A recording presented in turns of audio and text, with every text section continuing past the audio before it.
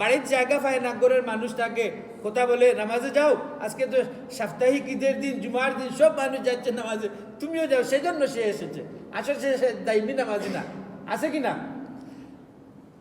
তাই আমার নবীজি বলেন, যারা জামাতে নামাজ আদায় করবে, দৈনিক 5 ওয়াক্ত সহি শুদ্ধভাবে নামাজ আদায় করবে, আমার নবী মুহাম্মদুর রাসূলুল্লাহ সাল্লাল্লাহু আলাইহি সাল্লাম বলেন, আল্লাহ পাক রব্বুল আলামিন তাদেরকে 2টি পুণ্য দান করবেন। এক নাম্বার হচ্ছে, নবীজি বলেন, যারা দৈনিক জামাতের সাথে নামাজ আদায় করবে, আল্লাহ পাক রব্বুল আলামিন তাহাকে জাহান্নাম থেকে মুক্তি দান করবেন। জুড়ে বলুন না সুবহানাল্লাহ। জামাতে যারা নামাজ আদায় করবে তাদেরকে জাহান্নাম থেকে মুক্তি দেওয়া হবে। 2 নাম্বার, এই হাদিসে অন্য একটি ব্যাখ্যাও আছে, যারা জামাতে নামাজ আদায় করবে না, আমার নবী মুহাম্মদুর রাসূলুল্লাহ সাল্লাল্লাহু আলাইহি সাল্লাম জানিয়ে দিলেন, যারা জামাতে নামাজ আদায় করে না, আল্লাহ পাক রব্বুল আলামিন তাদের অন্তরের মধ্যে একটি মোহর মেরে রাখে, তাদের অন্তরে মোহর মেরে দেন।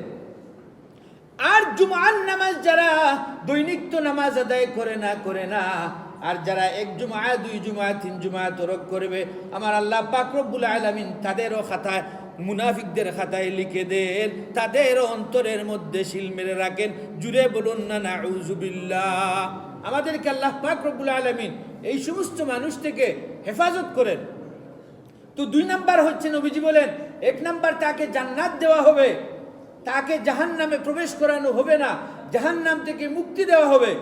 2 নাম্বার, আমার নবী মুহাম্মদুর রাসূলুল্লাহ সাল্লাল্লাহু আলাইহি সাল্লাম বলেন, যে ব্যক্তি সব সময় জামাতের সাথে নামাজ আদায় করবে, আমার আল্লাহ পাক রব্বুল আলামিন ওই ব্যক্তির নাম খানা জীবনে কখনো মুনাফিকদের খাতায় লিখবেন না।